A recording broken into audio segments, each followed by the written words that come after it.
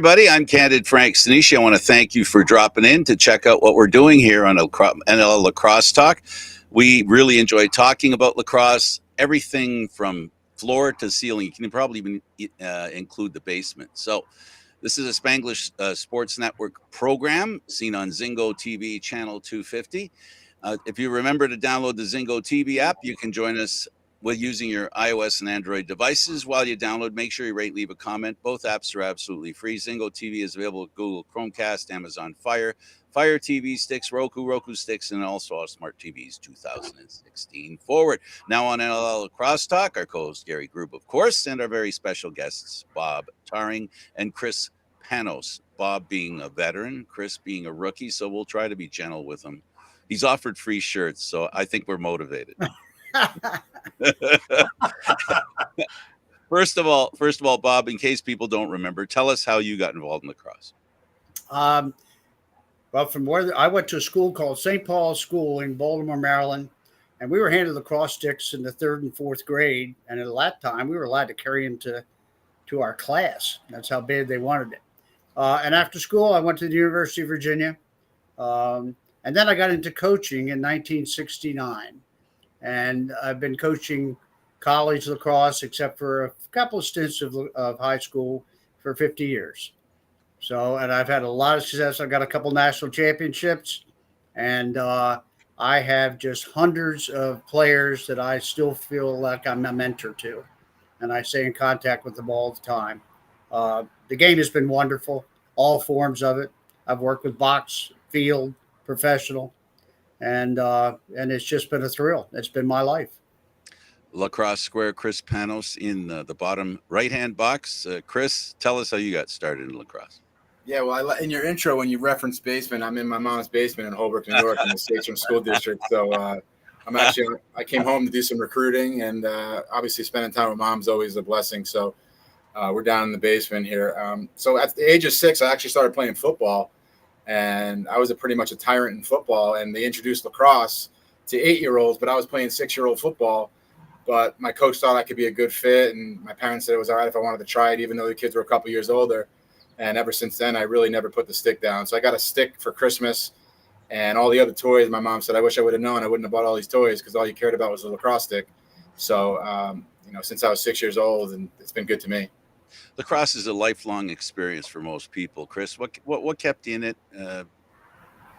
Yeah, I mean, I was a hyper kid, so anything I could do about sports was good for me, and energy and positivity with my teammates and friends, and obviously a great sport. Growing up on Long Island, it's a hotbed. Obviously, the growth of the sport's been tremendous around the globe, so that's great to see.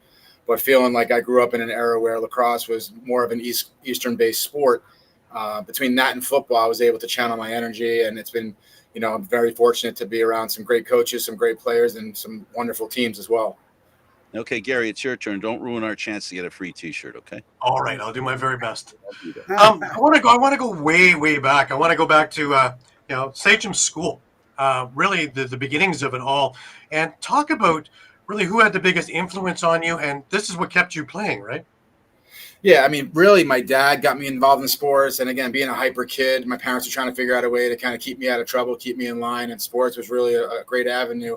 So, like I said, I played Pee Wee football. We started with the Boilermakers was the team and the Sachem Athletic Club. And then we turned into the Sachem Redskins as far as our youth programming. And just, so many good coaches, obviously all through high school, Coach Rick Mercurio, Coach Tony Patillo, guys that are legends in the game and really guys that are part of world lacrosse as well to this day.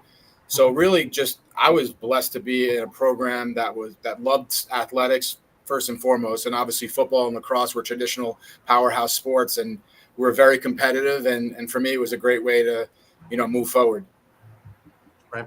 You went off into Hofstra, and of course, my first question would be, why Hofstra? You're obviously recruited by a lot of schools. Yeah, absolutely.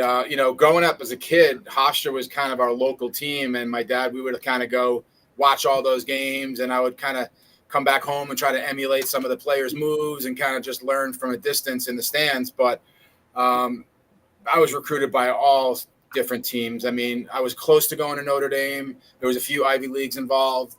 But it just seemed like the natural fit was to go play for my hometown team. Coach Stanisci recruited me really very heavily. My parents wanted to come to watch my games. I was about 45 minutes from home, so I could go home on the weekends if I wanted, but I was far enough away to kind of develop as a young man. So it checked all the boxes, and it was a great experience. Right. And of course, you made the most of your time there. You, all American East Conference, 95 and 96 NCAA tournaments, really, really great showings. Is there anything that really stood out in the program itself for you? Well, back then there wasn't many guys from maybe a few states on the East Coast. Most of the guys are from either upstate New York or Long Island. It was a unique locker room in the fact that Long Island guys, we had our brash personality of we thought that we were the better of the two in terms of upstate New York. But when it came to playing together, we were a phenomenal group. But we always had competitive banter in terms of who played the best lacrosse. And obviously Maryland's involved in that conversation as well. But usually it was New York, mostly guys, Long Island guys, and Maryland. That made up predominantly our roster. And as you can see today with all the growth of the sport, there's kids playing the sport all over. So that was kind of one of the unique things I look at now when I look at rosters and I see guys from all over the country, Canada, and even, guys from Japan, Australia, England.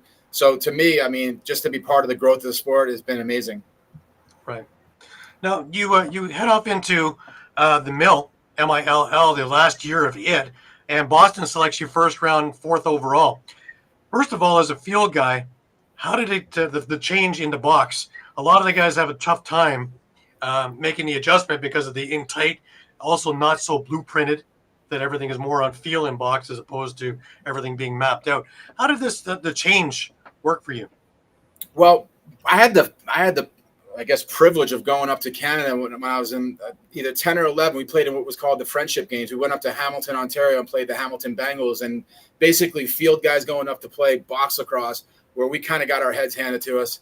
But then the following year, they came down and played us actually at Hofstra, and we kind of had our way in field. So that was kind of like my first introduction to box, and just the speed, the physicality, just the constant action. I kind of was glued to that style. So what I would start to do is start to emulate watching videos. Obviously, Gary and Paul Gate, John Tavares, Darius Kilgore, guys that I actually wound up being teammates with later on in my career, which who would have ever thunk that some of my idols I would actually be playing on the same team and winning championships with. But that style of lacrosse really kept me engaged. And as an American, really trying to hone my skills, that's what kind of prompted me to go up after being selected 4th overall. I still had to actually make the team. Weren't making any money really. And in order to get in the lineup, you had to have experience. And so I played in a couple games my rookie year. But then after that, I had a couple of teammates that were Canadian, and they basically said to me, hey, you got a real good shot at this. Why don't you come up to Canada and play and get a lot of experience? So long story short, I went up there. I tried out for the team. I scrimmaged in this one game, and I had 4 or 5 goals. And then the GM kind of pulled me aside. He's like, yeah, you made the team. You don't need to come out anymore. He's like, you're fine. He's like, we want you. I'm like, okay. And then that's just kind of how it started from there, playing box in the summer up in Canada and winter in the NLL. Looking back on it, the way the PLL and what was the MLL, I kind of maybe missed that opportunity. But in my mind, I wanted to play in what I thought was the highest level, which was the National Lacrosse League, or the last year of the MILL, which morphed into the National Lacrosse League. To me, that was the higher level, especially as an American, when most of those teams were about 75, 80% Canadian. I'm thinking to myself, if I keep doing this, maybe I could be a pioneer or a trailblazer for the American kid to say, hey, Chris did this, what did it take? Well, a lot of hard work and determination, lots of sacrifice and discipline. But at the end of the day, my only regret is I wish I would have had the opportunity to maybe see how I would have done in the MLL or the PLL, but I wouldn't trade it for anything. Right. One of my favorite questions to ask is, of course, all the players in there, your first training camp, you come in there, was it what you expected? Yeah, it was, obviously a lot of great players, a lot of guys that actually leading up to that, I was watching video and tendencies of players, defensive personnel, goalies, just from my vantage point of how can I get an advantage as a rookie to kind of go in there and make my mark. But certainly competitive. You're fighting for your life in a way, but all in good fun, all in competitive nature. But again, great teammates, supportive coaches, and the rest is kind of history. I just put my nose to the grindstone. You played on some great teams as well. The one that comes to mind, of course, is the championship one in Philadelphia, 2001, the upset year. We had a bunch of guys. I've had Mark Millen on the show, Dallas Eliak, a whole bunch of guys from that team, and everybody said the same thing. You know, we sat there and we watched, and they basically had the parade route mapped out already. We came in there and we just said no. Today, and everything worked. Mark Millen had the game of his life, and that was just a great season overall for that team.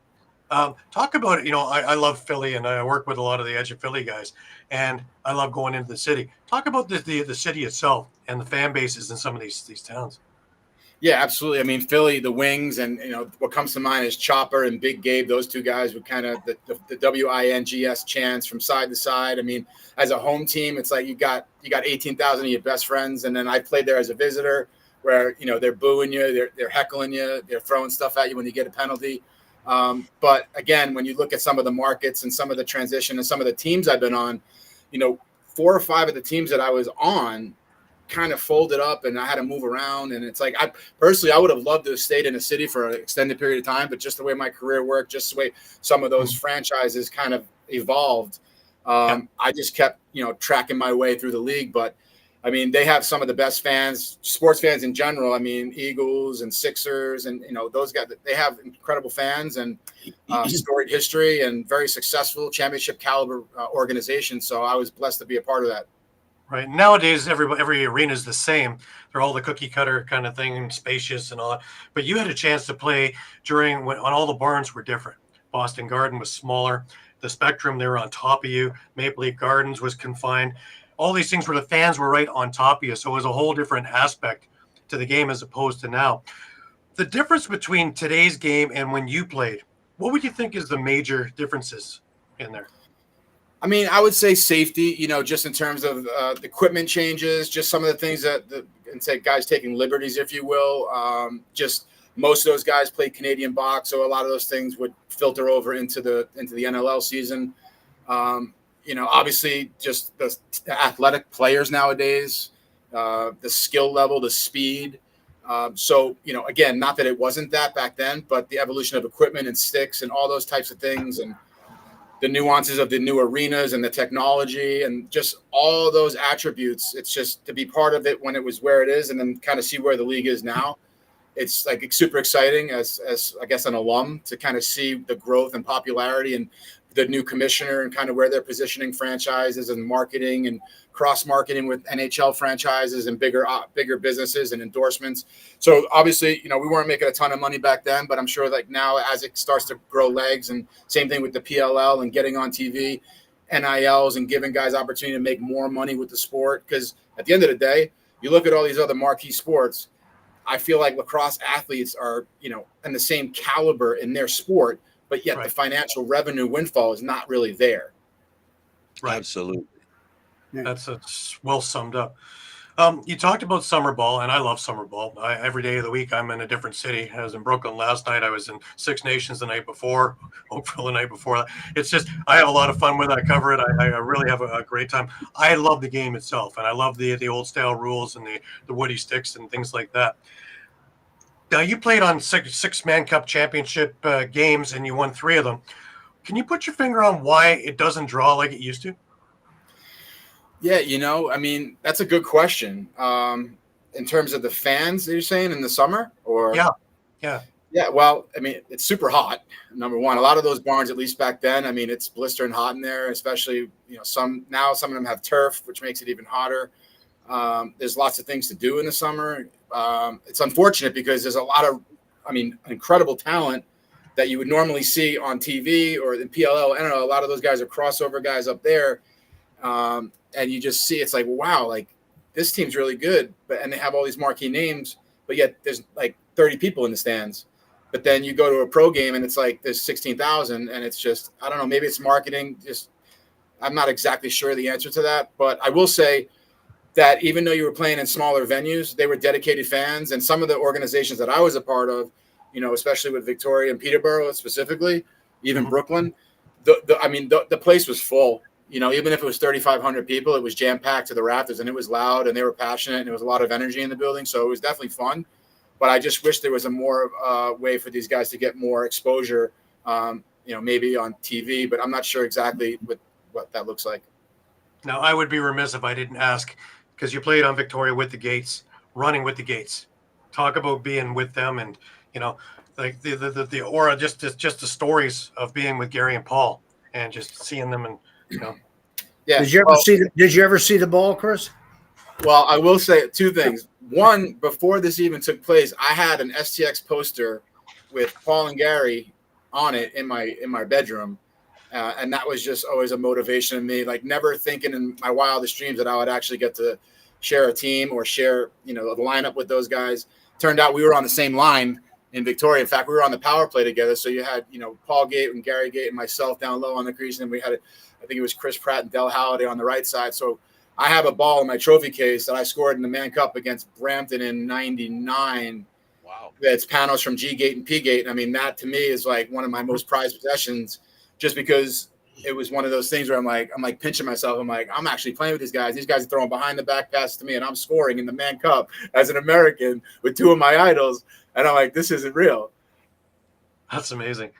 I just amazing. So some of those Victoria Shamrock teams were just insane. They were. I have a lot of the retro games up on our YouTube page at All Across all the time, NLL games and some of the summer games. But some of those games were just incredible to watch, even way back then. Yeah, absolutely. I mean, again, when you're talking best of seven, see, you don't get that luxury like hockey. You love the 7-game series. It's the true winner usually takes that series. But there was a season, I think, back when we had 25-game regular season, which they don't play 25 anymore. We had played a 25 game. I think it was 1999. We played a 25-game season, and then I think we played another like 20 games in the playoffs. And it was just to play all that, lacrosse was just tremendous amount of grit and determination that we had. I will say one thing. So the year we just got honored, the Shamrocks, you may have seen that, where I think there was a 10-year window. I was on, I think, 4 of those teams, but they announced that one of those teams, the undefeated team I was on, we were 19-0-1, right? We're flying high. We go to Brooklyn, go east for the Man Cup. We lose 4 games to Zilch. So we went from being an undefeated team to losing 4 games in a row in the Man Cup. See you later. Take care. So that was just probably a wild scene where you're going on such a high, you think you're the best team in Canada, and then all of a sudden, you get humbled pretty quickly there, and it just seemed like whoever was hosting, either East or West, had the advantage. But now you throw that out because the teams are so good. Well, I kind of think we're going to be. I kind of think we're going to be doing that this year too, because Victoria's undefeated, 6 Nations undefeated. Unless something crazy happens, that's our Man Cup, and it's here. So, it's going to be crazy to watch that. Absolutely, yeah. Those teams are on another level, and you look at some of those rosters, which I have, and I'm like, wow, it's going to be interesting because that's the best, the cream of the crop, really, when you look at those guys that are playing. Yeah, NLL are team 1 and 2. Go ahead, Frank. Sorry. That's right. The game was totally different then as well. The transition part of the game wasn't as steeped as it is now. So individual play was a little more wild, I think. Yeah, absolutely. I don't know whether Chris knows this, but I think he does. The gentleman from Kansas City hired me to start this whole thing. Russ Klein? Yeah, they hired me to do I was coach and president of the Super Series. And that was John Grant Sr. and Cockerton and all of those guys. So this is 1985. Now, that part of the game before the MILL was officially done, I think it was 87. We played all over the country and in Canada trying to find the best places where the market would be for box lacrosse. But we had an American team against the Canadian team. We only won 1 game, but that was at the Spectrum. And the first time we went to the Spectrum, we found out what you found out.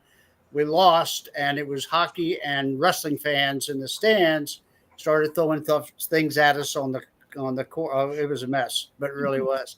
But that experience, they wanted to entice a certain kind of fan with basically hockey rules. I mean, it was brutal. I didn't like it. And so finally it calmed down a little bit with the MILL, but it wasn't until the NLL took over that they became more civilized is not the right word, but a little less violent. because they encouraged fights back in the Super Series and the MILL. They wanted fights, and the refs were told, just like hockey, let them go until blood shows. You're lucky you weren't part of that, Chris. I mean, I can tell you that. But it was an amazing time. And, watching our guys try to learn the box game. The Canadians took us to the cleaners time and time again, but they learned. We finally won one game. So you're too young to remember that, aren't you? Well, I do remember a story in 1987. My dad took me to a New Jersey Saints game, and at the time, they had played the game in the afternoon because the Devils had a night game, and they would just pull the turf off and clean everything up, and then the hockey team, the real guys would come in, the real fans, But meanwhile, we're out there in the middle of the day. So it turns out we go to the game. My dad, we're at the Meadowlands. It was the Meadowlands, Brendan Byrne Arena, I think it was. Uh-huh. And so we go to go watch the game. I'm like, this is awesome. It was like my first real taste of like that.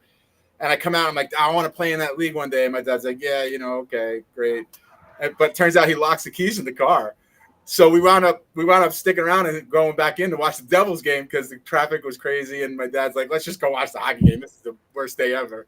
But no, I mean, the fighting and the physicality and like all that stuff was there. And I mean, to this day, it's still there. It was brutal. You're coming from the field game and being told that I had to coach that way it was a little compromising.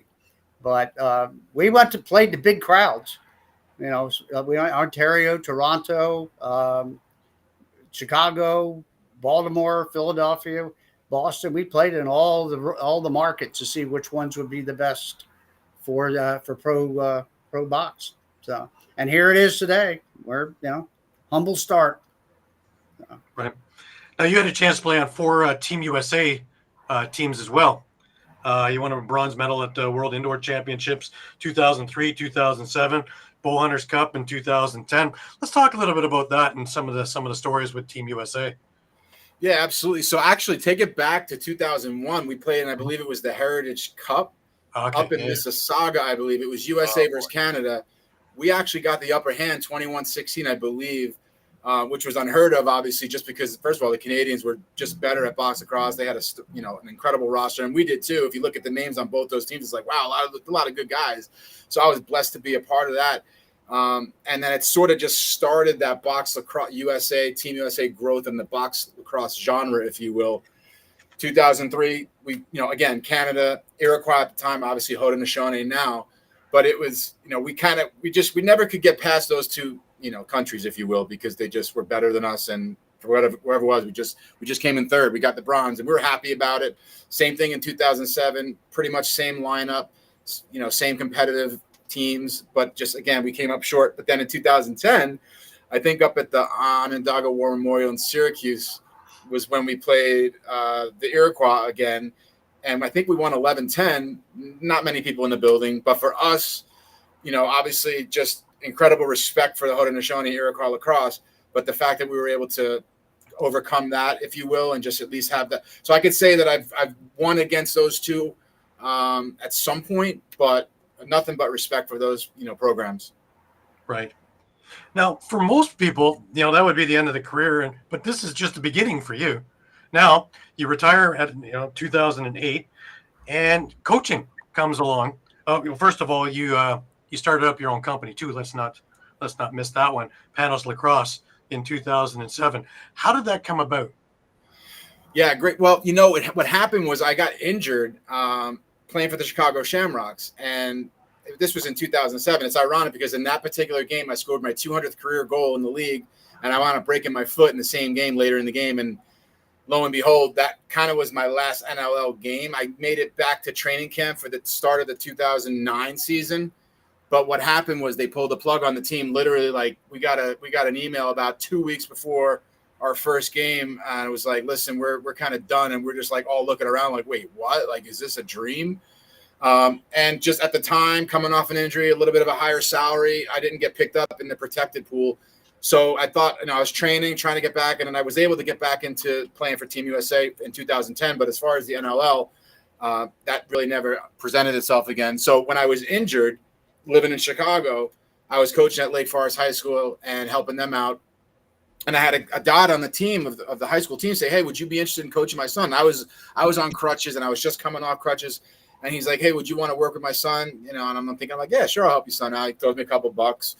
And then it's just thinking, and then he was like, he's like, "You're really good at this." He's like, "You should, maybe think about starting your own business." And basically just started designing a logo and just started brainstorming ideas and, websites and things of that nature. And, I had moved around quite a bit. So I had known a lot of people in different areas. So wherever I was, I would just kind of link in to a lacrosse network and just say, "Hey, if anybody's interested, no pressure, but I'm around." And it just kind of everywhere I've gone, I've been relatively successful, being around good coaches, supportive people, and, obviously the growth of the game. So it's been good to me, and I just keep, running Panos Lacrosse here and there where I can, and, having fun with it.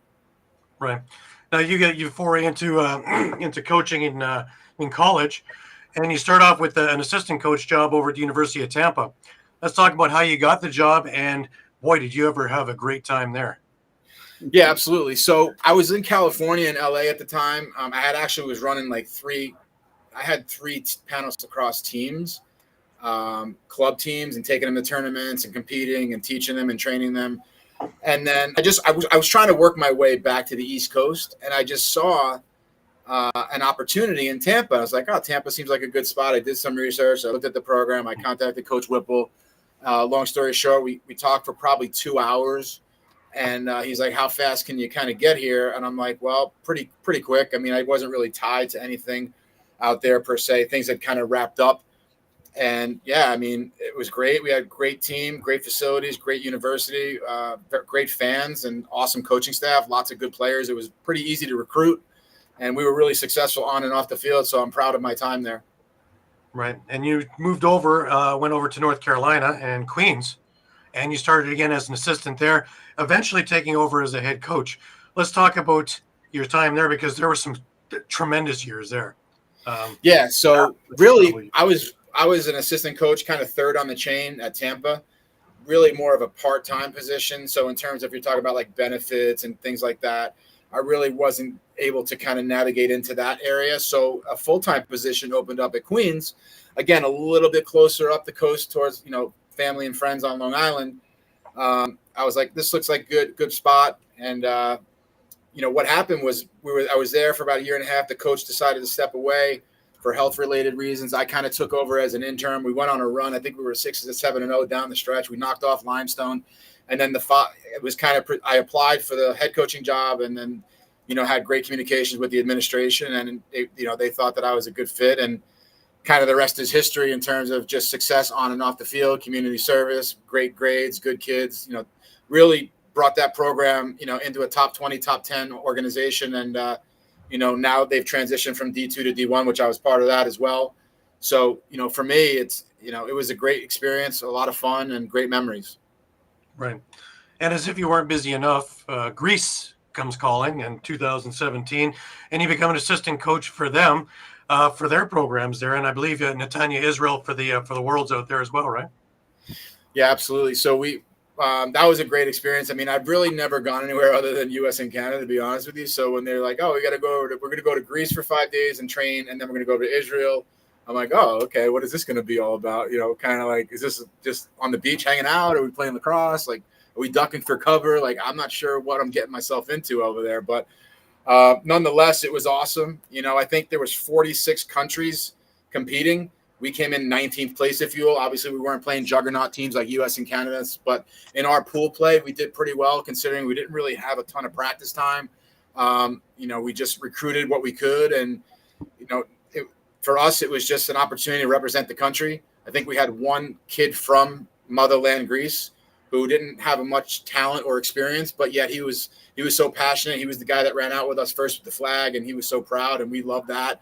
And our hope is to get the grassroots growing over there. So young little kids, it's like, "Hey, I played for Greece." I think right now our U15 Greece kids are doing well. So it's just about the growth of the game, and how can we give back, and how can we give opportunity to kids outside of, the USA and that type of thing. Right. And you're going to be the head coach coming up in the Worlds in Utica in September. Yeah. Yeah, so that's, again, the criteria is a little bit different as we get a little bit more down. It's like 2018, like there were ways with with the criteria to kind of have guys on your roster. Now, 85% of your roster has to be passported. So have lineage and proof, whether it's mom and dad or grandma and grandpa with a passport to motherland Greece. So it could be a kid. It's like, yeah, I have a Greek last name. It's like, that's all well and good. We'd love to have you, but is your mom and dad or grandma and grandpa have a lineage to motherland Greece? And if the answer is yes, great, awesome. You're a prospect. If the answer is no, it's like, hey, listen, apply for a passport if you can, and then maybe a year from now, if you're younger, it's like we could consider you. So we're trying to expedite the process so the younger kids, so we can kind of build it out from the lower age groups where when the kid actually gets to the point where he can participate, it's like, yeah, I got all my documents. I'm good to go. I've been part of the programming of Greece Lacrosse Association. And then we can just kind of just continue to blossom the offering. Gary, Right. Chris, this is something that we've talked about a lot. And what's really important, I guess, is the growth of the game. And one of the things that's been going on is the Olympics.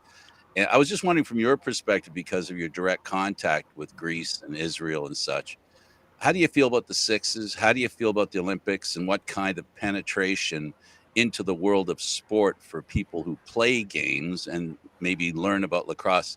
How impressed are you with that opportunity? Tremendous. I mean, at the end of the day, whatever style gets us into the Olympics on the grand stage, to me, is exciting. I realize, if you look at the different styles of lacrosse, because when you play the World Games, it's the 4 20-minute running clocks. You can stall ball. There's no shot clock. It's boring.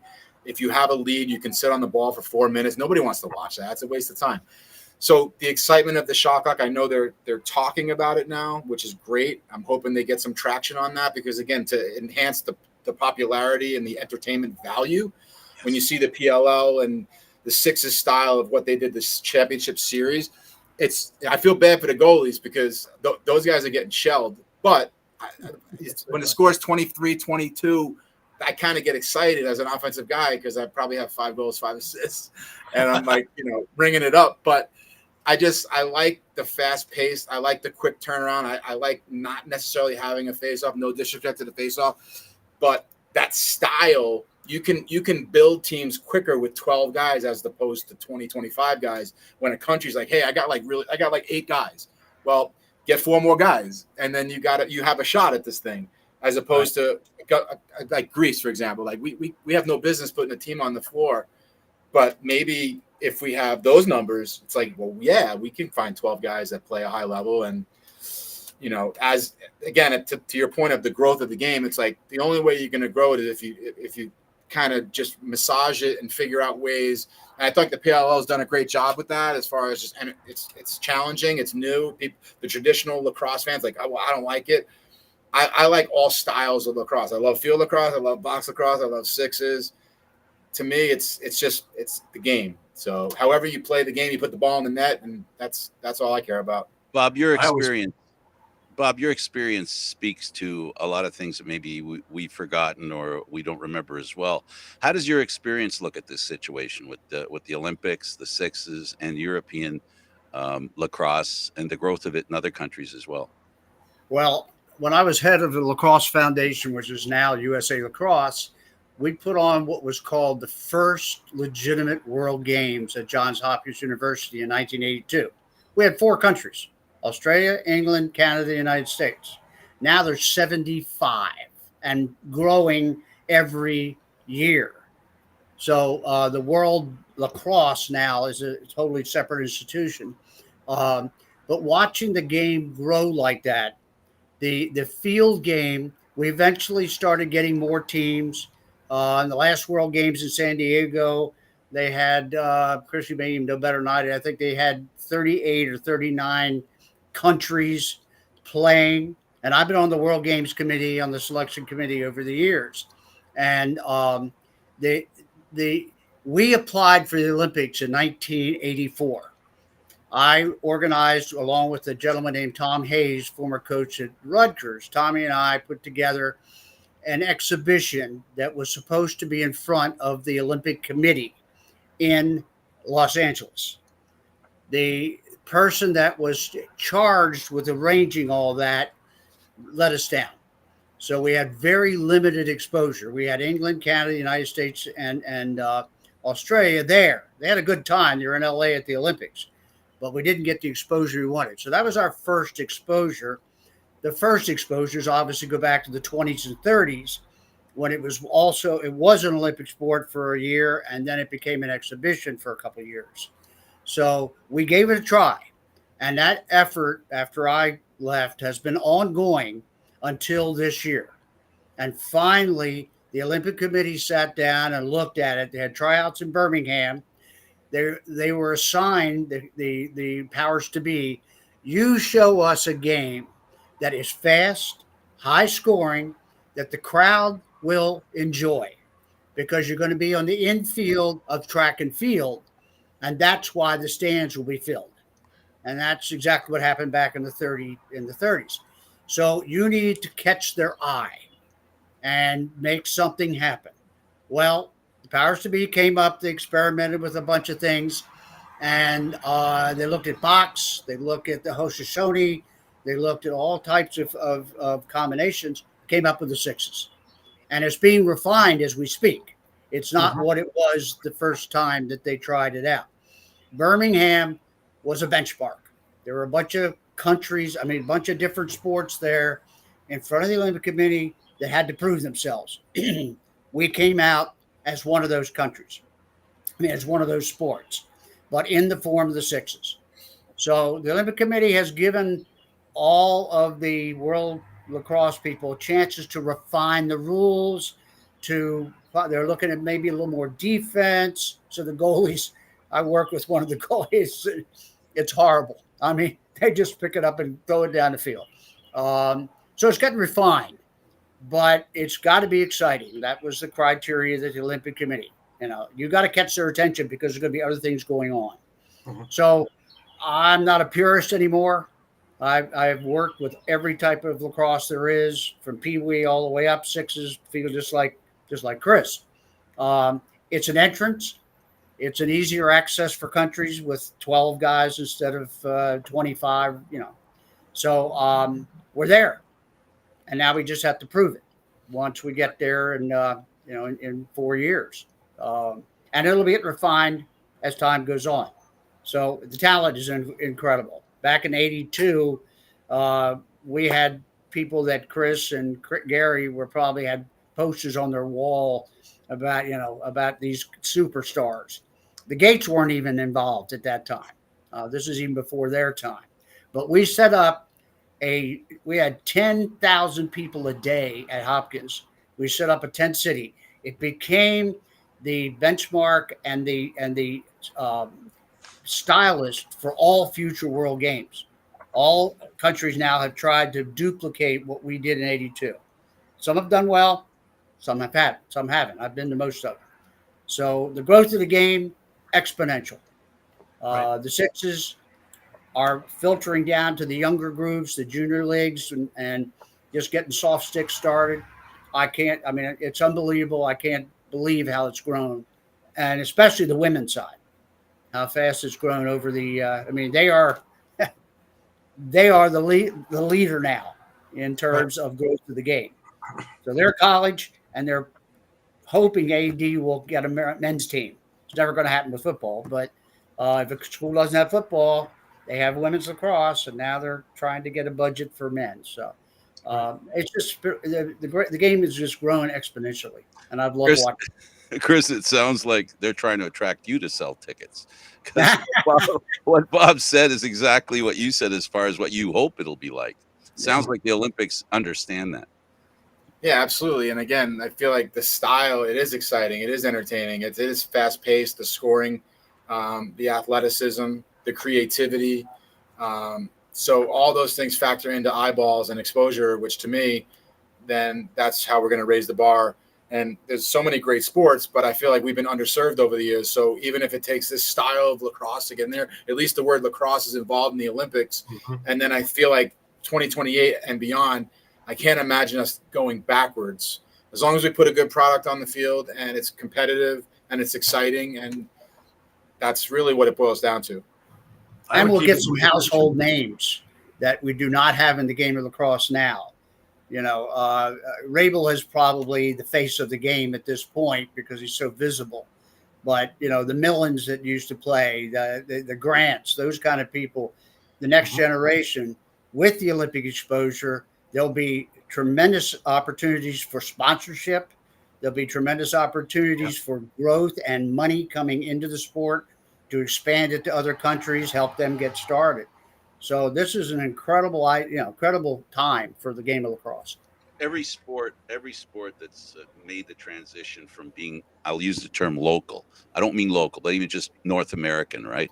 Every sport, like hockey, basketball, I'll use them two as an example.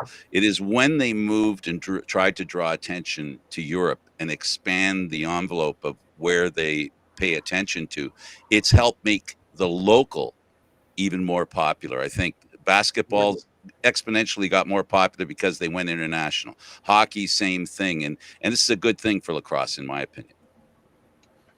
Well, we're hoping. I mean, Chris is going to be My only part of it. change to it, I I am think- too. So we're hoping. I'm thinking the only change, Bob, is instead of having the 6x6 net, we do the box lacrosse net and make it a 4x4. Actually, make them work for the goals. That has been suggested, but some of the old people that still want to hold on to some tradition haven't gone there yet. It's not going to save the goalies; they're still going to get pummeled. So if it's a 6x6, 4x4, they want the scoring high. The 6x6 allows that. So I don't know that rule will change. But I do think a friend of ours, Stan Cochran, is pushing for the shot clock in the World Games. And I think with Stan standing in World Lacrosse, it's going to happen. It has to, because we're losing audiences to the World Games at this point. They have to get them back. And now with the the World Games will even get a little more exposure to the international community. Well, Chris, we only have a little bit of time left. Right. And I do want to talk about your sweatshirt. At Fork Union's where you are now as the associate athletic director and head coach for postgraduate lacrosse. Talk about that and the program. Yeah. Obviously, leaving Queens was definitely a tough decision, but, at the end of the day, opportunity presented itself, and, you never really get a chance to start something from scratch. Usually you inherit something that's not doing very well, which I've done that and turned things around. But this was something from scratch. Tremendous support, tremendous tradition. I mean, Fork Union Military Academy has been around for 125 years. They've produced over 117 NFL players, 2 Heisman Trophy winners, NBA players, high-level athletes across the board in all our sports. But they never really had a postgraduate lacrosse offering. And they've had varsity lacrosse. But one of the things about Fork Union and our athletics is if you're a 7th through 12th grade boy cadet, you have to pick a sport each season. With postgraduate lacrosse and football and basketball, you get to kind of hone in on that sport all year round and take advantage of like fall ball training, winter training. Obviously, we're playing games in the fall and the spring. We're going to play a combination of high-level prep teams, low-level Division II, Division III, junior colleges. We'll be at a few marquee showcases as well.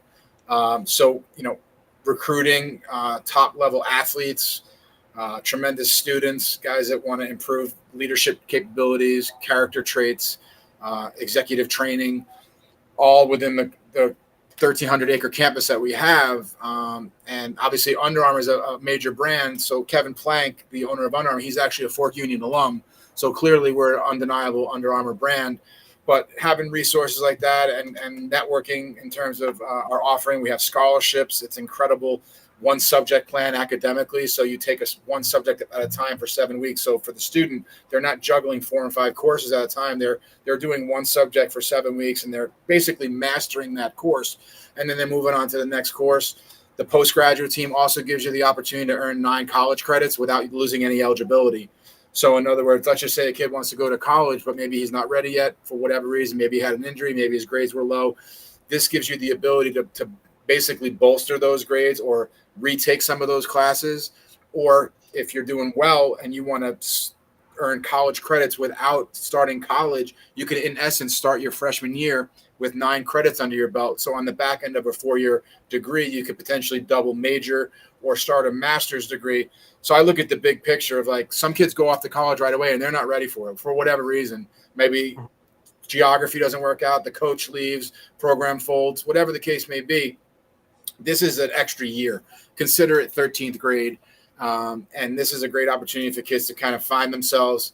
And again, you're not using any eligibility, so you can still have your 4 years. And in my opinion, as a former college D1 and D2 head coach, if I could get a kid that comes out of an academy that has checked all these extra boxes and he's a year older, he's probably going to make a better impact as a freshman or sophomore as opposed to just a regular kid. No disrespect to that kid, because there's tremendous programs that produce great players, but this is just different. It holds you to a much higher standard. The accountability and the integrity of the program, the discipline, and the accountability component, they're not getting that at a lot of these other places, which in my opinion makes us a difference maker. Right. Now up here we have the Hill Academy. And Chris, Brody Merrill. Chris, you want to make the announcement? They don't know about us. So Bob has actually joined our program as one of our assistant coaches. He's going to work with the defense, work with our goalies, help with recruiting. So obviously with his experience and just the opportunity to work with him, it's been a great relationship so far, and I'm sure it will continue. So yeah, he's part of the staff. And I'm in New York right now. He's in Maryland, and then my other assistant's also in Maryland. So we're scouring the land to try to build out the rest of this roster right now, which is coming together pretty good. I mean, we have some marquee guys. We have a West Point commit on the roster right now. So, for us, I got about 4 or 5, actually 6 Canadians now. So, we're just, like I said, it's going to be a smaller team, probably in the 18 range, more development, strength conditioning, and then obviously helping these guys get exposure, more film, more games. We're playing college level teams. So my goal is to get these guys through our program and then on to where they really need to go and more polished up and ready and confident to take on the next challenges of college. Right. What I was saying up here is we have the Hill, and Brody Merrill, he spends a lot of time helping his students with recruiting and try and put them in the right spots. Are you doing the same thing? Yes, sir. Absolutely. Yeah. So when we come in, we kind of look at where their academics are.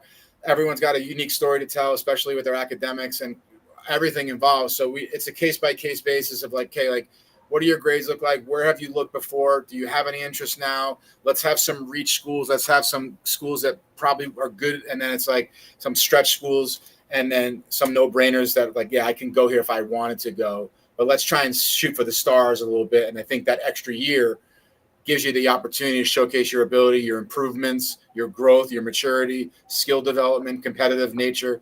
Though all those attributes, I think, are going to make you more of a commodity for a college coach to say, hey, I'd rather have that guy who's done all this extra stuff. He's up at 6 a.m. He's wearing a uniform. He's clean cut. He's making good decisions. He's got a very strict schedule. We're on time. All that stuff, I think, to me, matters at the next level. Right. And it's not just on the field. It's off the field and everything else on how to become a professional and how to hold the game in a higher esteem. Absolutely. Yeah. Everything that we do there is structured down to the minute. It's like we're trying to keep these guys where they're supposed to be. And it's like lock in for that time period. Again, the one subject plan, which I referenced earlier, they don't have to worry about juggling math, English, social studies, science all at once. Like, listen, you're going to do math for 7 weeks, same teacher, same class. You're going to lock in and get an A because there's no reason to get a B or a C, really. I mean, it's just there's no excuse for that because there's so much support. Actually, Mike Terrell, who's one of my assistant coaches as well, he's also an academic resource instructor. So he's going to be able to prioritize with time management, organizational detail to make sure that everybody's getting things done, prioritizing assignments, quiz preparation. So that way our guys are ready to go and there's no gray area of why things didn't get done. We have a slogan, grind now, shine later. So do the work now and then you shine like a diamond later when the coaches come calling. It's like, hey, how is this kid? I'm like, he's good, and 4 other coaches just called about him. So you guys figure it out, but he's worth the investment. That's awesome. I really want to thank you guys both for taking the time. This went by just absolutely like this. It's a pleasure. I wish you the best of luck. Bob, it's great news. Congratulations. Thank you, sir.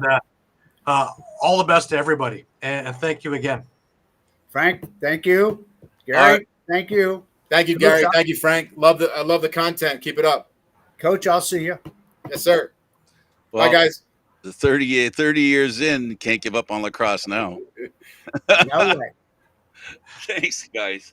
Thank you. All right. This ends our show. For Gary Groob, Bob Taring, and Chris Panos, I'm Candid Frank Stanisci. Thank you for watching NLL Lacrosse Talk, seen live Thursdays at 4 p.m. Eastern Standard Time. This show can also be heard on the Spanglish World Radio Network. For Lacrosse Talk news, other entertainment and sports programming we offer, please check out SpanglishWorld.ca. Spanglish World. Watch it, hear it, read it, download it, and live it. Thanks for watching, everybody. And don't forget Candid, Frank, Stanisci, 10:30 on YouTube. Until next time.